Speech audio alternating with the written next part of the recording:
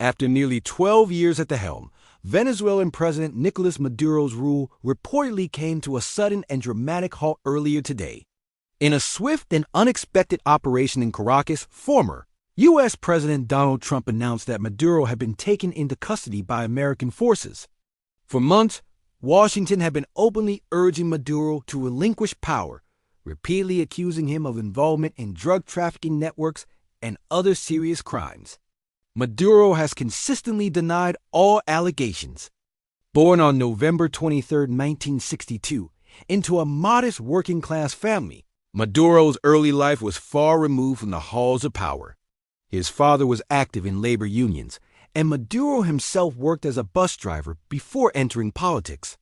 His national profile began to rise in 1992, following a failed military uprising led by Hugo Chávez.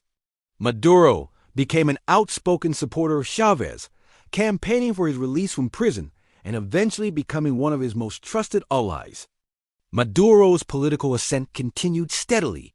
After Chávez won the presidency in 1998, Maduro secured a seat in the legislature, later rising to president of the National Assembly.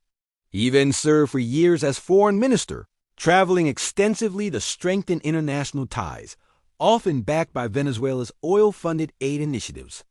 When Chávez died, Maduro was publicly endorsed as his successor. He narrowly won the presidency in 2013, but his leadership soon became associated with economic collapse, including hyperinflation, widespread shortages of food and medicine, and declining living standards. His government faced accusations of manipulating elections and responding harshly to public dissent, especially during mass protests in 2014 and 2017. As conditions worsened, millions of Venezuelans fled the country, seeking refuge and opportunity abroad. Maduro became known for his fiery and theatrical language, frequently attacking opponents with insults and portraying them as enemies of the state. Critics, both domestically and internationally, labeled him an authoritarian leader, citing imprisoned opposition figures and elections that repeatedly excluded or blocked rival candidates. The United States and several other nations imposed heavy sanctions on his administration. In 2020, U.S. authorities formally charged Maduro with corruption and other offenses, claims he dismissed as politically motivated.